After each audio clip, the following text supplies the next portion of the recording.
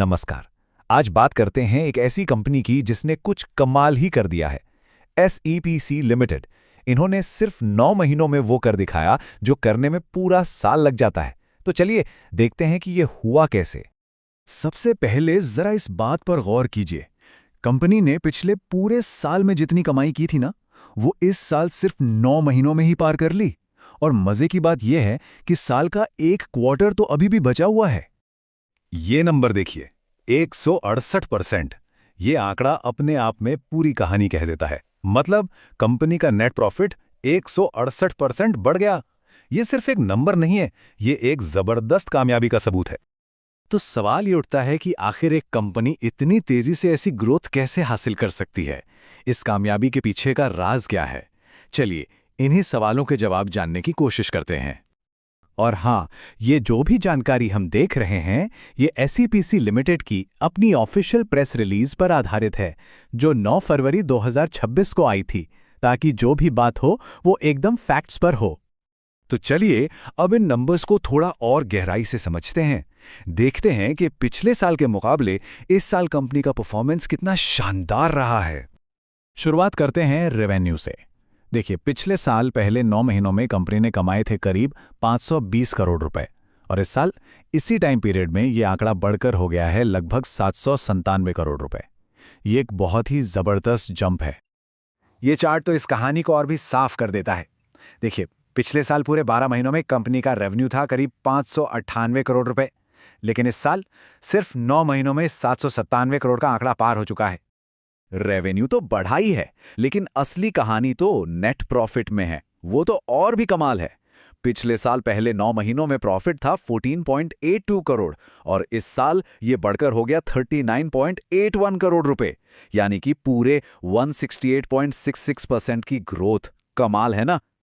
अच्छा, ये नंबर्स तो बहुत इंप्रेसिव हैं, पर सवाल ये है कि ये ग्रोथ आ कहाँ से रही है? कौन से प्रोजेक्ट्स हैं जो इस कामयाबी को ड्राइव कर रहे हैं? बस इस एक नंबर को देखिए, करीब 3,300 करोड़ रुपए। ये सिर्फ एक project, Rampur Batura coal mine project की वैल्यू है। इससे अंदाजा लगता है कि कंपनी कितने बड़े स्केल पर काम कर रही है। और ये सिर्फ एक प्रोजेक्ट की बात नहीं है। कंपनी ने हाल ही में कई बड़ी जीत हासिल की हैं, जैसे कि रेलवे में अजमेर चांदेरिया डबलिंग प्रोजेक्ट के लिए 269 करोड़ का सब कॉन्ट्रैक्ट मिला। माइनिंग में MOIL लिमिटेड से 230 करोड़ का एक टर्न की ऑर्डर मिला। फिर पटना के बीहेटा एयरपोर्ट प्रोजेक्ट के लिए 86 करोड़ का लोए, और तो और UAE में भी अपनी सब्सिडरी के जरिए करीब 85 करोड़ का एक इंटरनेशनल ऑर्डर भी जीता है। देखिए, कंपनी सिर्फ नए प्रोजेक्ट्स ही नहीं जीत रही, बल्कि पुराने मामलों को भी बड़ी स्मार्टली सुलझा रही है। हिंदुस्तान कॉपर लिमिटेड के साथ एक पुराना विवाद था, उसे सेटल किया। इससे न सिर्फ कंपनी को 30 करोड़ से ज्यादा रुपए मिले, बल्कि उसी प्रोजेक्ट में 72 करोड़ रुपए से ज्यादा का एक्स्ट्रा काम भी मिल गया। मतलब एक तीर से दो निशाने। तो इन सभी नंबर्स और प्रोजेक्ट्स के पीछे एक क्लियर स्ट्रैटेजी है। चलिए अब जरा कंपनी के विजन को समझते हैं। कंपनी के मैनेजिंग डायरेक्टर मिस्टर वेंकटरमणी जय गणेश का कहना है कि उनका फोकस एकदम क्लियर है। अनुशासित ग्रोथ, समय पर प्रोजेक्ट डिलीवरी और रिस्क का सही मैनेजमेंट। उनका मानना है कि SEPC इसी रास्ते पर चलकर लॉन्ग टर्म स्टेबल ग्रोथ हासिल करेगी। चलिए अब थोड़ा जूम आउट करते हैं और देखते हैं कि SEPC की ये कहानी बड़े पिक्चर में कहाँ फिट होती है। मतलब इसका भारत के लिए क्या मतलब है? पहले ये समझना जरूरी है कि ये EPC कंपनी होती क्या है। EPC का मतलब है इंजीनियरिंग, प्रोक्योरमेंट और कंस्ट्रक्शन। आसान भाषा में कहें तो ये वो कंपनियां हैं जो बड़े बड़े इंफ्रास्ट्रक्चर प्रोजेक्ट्स को डिजाइन करने से लेकर बनाने और चालू करने तक का सारा काम करती हैं। एक तरह से ये किसी भी देश के डेवलपमेंट की रीढ़ होती हैं। तो SEPC की जो ये कामयाबी है, वो सिर्फ एक कंपनी की कहानी नहीं है। ये असल में भारत की बड़ी इंफ्रास्ट्रक्चर डेवलपमेंट स्टोरी की एक झलक है। जब पानी, सड़क, माइनिंग, ट्रांसपोर्ट जैसे सेक्टर्स में कंपनियां इतना अच्छा करती हैं, तो ये दिखाता है कि देश का इंफ्रास्ट्रक्चर मजबूत हो रहा है। तो हेडलाइन नंबर्स तो बहुत अच्छे लग रहे हैं, है ना? लेकिन एक स्मार्ट निवेशक के तौर पर हमें हमेशा गहराई में जाकर देखना चाहिए। अब हम कंपनी की ऑफिशियल फाइलिंग्स, खासकर ऑडिटर की रिव्यू रिपोर्ट पर नजर डालेंगे, क्योंकि सिर्फ हेडलाइंस पूरी कहानी नहीं बताती। कंपनी के डॉक्यूमेंट्स में ऑडिटर की रिपोर्ट के अंदर ये line basis for qualified conclusion तुरंत ध्यान खींचती है। ये एक बहुत बड़ा सिग्नल है जिस पर हमें ध्यान देना ही होगा। पर इसका मतलब क्या है? देखिए, क्वालिफाइड ओपिनियन को आसान भाषा में समझते हैं। मान लीजिए आपके बच्चे का रिपोर्ट कार्ड है। मार्क्स तो बहुत अच्छे आए हैं, लेकिन नीचे टीचर ने एक नोट लिख दिया है कि सब ठीक है, लेकिन इसकी लिखावट पर ध्यान देना पड़ेगा। बस ये वही बात है। ऑडिटर कह रहे हैं, हाँ, अकाउंट्स काफी हद तक ठीक हैं, लेकिन हमें इन कुछ बातों पर शक है या हमारे पास पूरी जानकारी नहीं है। ये एक तरह से यस बट वाला जवाब है। तो ऑडिटर की दो मेन चिंताएं क्या हैं? पहली है लगभग 288 करोड़ रुपए का डिफर्ड टैक्स एसेट। आसान भाषा में कंपनी ये कह रही है कि हमारे पुराने घाटे की वजह से हमें भविष्य के प्रॉफिट पर टैक्स में छूट मिलेगी, लेकिन ऑडिटर को शक है कि क्या कंपनी भविष्य में इतना प्रॉफिट कमा भी पाएगी कि इस छूट का पूरा फायदा उठा सके। दूसरी चिंता लगभग 75 करोड़ रुपए के पुराने फंसे हुए पैसे को लेकर है। ऑडिटर को यकीन नहीं है कि यह पैसा कंपनी को वापस मिलेगा भी या नहीं। स्टॉक चार्ट क्या होता है? क्या ये सिर्फ कुछ ऊपर नीचे जाती लाइनें और नंबर हैं? नहीं, असल में ये एक पूरी कहानी होती है जिसे पढ़े जाने का इंतजार होता है। और आज हम ऐसी ही एक कहानी को पढ़ना सीखेंगे। ये जो चार्ट आप देख रहे हैं, ये है SCPC नाम के एक स्टॉक का। और ये कोई 1-2 दिन की बात नहीं, ये पिछले 10 साल का पूरा सफर है। देखने में शायद थोड़ा कंफ्यूजिंग लगे, है ना? पर यकीन मानिए, ये एक मिस्ट्री नॉवल की तरह है और हम इसके पन्ने एक एक करके पलटने वाले हैं। तो सवाल ये है कि आखिर ये चार्ट हमें क्या कहानी सुना रहा है? चलिए इसी का पता लगाते हैं। तो चलिए अपनी पड़ताल शुरू करते हैं। और हर अच्छी कहानी की तरह हम शुरुआत करेंगे आज से। आज इस स्टॉक की कीमत है 9.52 रुपए। ये हमारा स्टार्टिंग पॉइंट है। अब यहां से हम टाइम में पीछे जाएंगे। तो कहानी का पहला चैप्टर, एक बहुत ही लंबी गिरावट का दौर।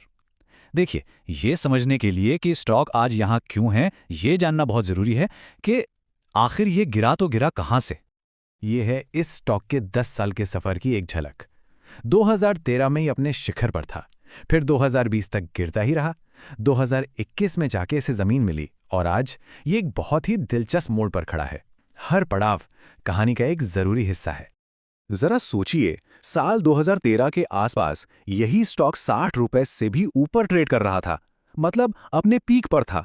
वो एक ऐसा दौर था जब सब कुछ अच्छा लग रहा था, उम्मीदें बहुत ज्यादा थीं, और बस यहीं से कहानी ने एक जबरदस्त यू टर्न लिया। और उस पीक के बाद, उसके बाद शुरू हुआ गिरावट का ऐसा सिलसिला जो सालों तक चला। इसने सिर्फ कीमत ही नहीं तोड़ी, बल्कि इन्वेस्टर्स का भरोसा भी तोड़ दिया। स्टॉक की वैल्यू 90% से ज्यादा खत्म हो गई। अब देखिए, कोई भी चीज हमेशा के लिए तो गिर नहीं सकती, है ना? सालों की गिरावट के बाद आखिर वो पल आया जब ये गिरावट थमी। तो चलिए कहानी के अगले चैप्टर पर चलते हैं, जब स्टॉक ने अपनी जमीन खोजी। तो एक सवाल मन में आता है ना, कि जब कोई स्टॉक लगातार गिर रहा हो तो ऐसी कौन सी चीज है जो उसे जीरो होने से रोक लेती है? ऐसा लगता है जैसे किसी अनदेखी ताकत ने उसे थाम लिया हो। चार्ट पर जरा गौर से देखिए। एक खास लेवल पर आकर कीमत बार बार ऊपर की तरफ बाउंस कर रही है। एक बार, 2 बार, कई बार। ऐसा लग रहा है ना जैसे वो एक अदृश्य फर्श से टकराकर लौट रही हो। टेक्निकल भाषा में इसी अदृश्य फर्श को कहते हैं सपोर्ट लेवल। ये वो प्राइस पॉइंट हैं जहां बायर्स यानी खरीदारों को लगता है कि बस अब ये स्टॉक और नहीं गिरेगा। उन्हें लगता है कि ये खरीदने का सही मौका है, और जैसे ही वो खरीदना शुरू करते हैं, गिरावट रुक जाती है। और SCPC के केस में वो मैजिक नंबर है 6.77 रुपए। समझ लीजिए कि ये वो चट्टान है जिसने इस स्टॉक को डूबने से बचा लिया। ठीक है, तो स्टॉक को अपना फर्श मिल गया, लेकिन कहानी यहीं खत्म नहीं हुई, क्योंकि जब भी ये ऊपर उठने की कोशिश करता, सामने एक दीवार आ जाती थी। तो अगला सवाल यही उठता है कि अगर 6.5 रुपए पर खरीदार मौजूद थे, तो कीमत वापस अपने पुराने पीक यानी 60 रुपए तक क्यों नहीं पहुंच पाई? आखिर इसे ऊपर जाने से क्या रोक रहा था? चार्ट को फिर से देखिए। जब भी स्टॉक ने ऊपर जाने की बड़ी कोशिश की, वो एक ही लेवल पर जाकर रुक गया। ऐसा लग रहा था मानो ऊपर कोई अनदेखी छत हो जो उसे आगे नहीं बढ़ने दे रही। और इस अनदेखी छत को कहते हैं रेजिस्टेंस लेवल। ये सपोर्ट का ठीक उल्टा है। ये वो प्राइस है जहां सेलर्स यानी बेचने वाले एक्टिव हो जाते हैं। उन्हें लगता है कि कीमत बहुत बढ़ गई है, अब बेचने का टाइम है, और उनके बेचने की वजह से स्टॉक की बढ़त रुक जाती है। सीपेक के लिए ये छत है 31.45 रुपीस। ये वो दीवार है जिसे ये स्टॉक कई सालों से तोड़ने की कोशिश कर रहा है, लेकिन कामयाब नहीं हो पाया। तो अब हम कहानी के आज के हिस्से में आते हैं। हमें फर्श पता है, हमें छत भी पता है। अब सवाल ये है कि इन दोनों के बीच आखिर चल क्या रहा है। आज की सिचुएशन एक जंग की तरह है। एक तरफ हैं बायर्स जो 6.77 रुपए की फर्श को बचा रहे हैं, दूसरी तरफ हैं सेलर्स जो 31.45 रुपए की छत को डिफेंड कर रहे हैं। एक क्लासिक स्टैंड ऑफ, एक गतिरोध। और इस जंग का सबूत कहाँ है? जरा चार्ट के नीचे इन बड़ी बड़ी बिल्डिंग्स को देखिए। इन्हें वॉल्यूम कहते हैं। ये बताते हैं कि कितने शेयर खरीदे या बेचे जा रहे हैं। जब ये बार बड़े हो जाते हैं, इसका मतलब है कि लड़ाई जोरों पर है। इसे ऐसे ही याद रख सकते हैं, हाई वॉल्यूम मतलब बाजार में जोरदार बहस चल रही है, बायर्स और सेलर्स के बीच एक जबरदस्त खींचतान। तो अब तक हमने क्या समझा? पहली बात, चार्ट सिर्फ लकीरें नहीं, कहानियां हैं। दूसरी, सपोर्ट एक फर्श की तरह है जो कीमत को गिरने से रोकता है।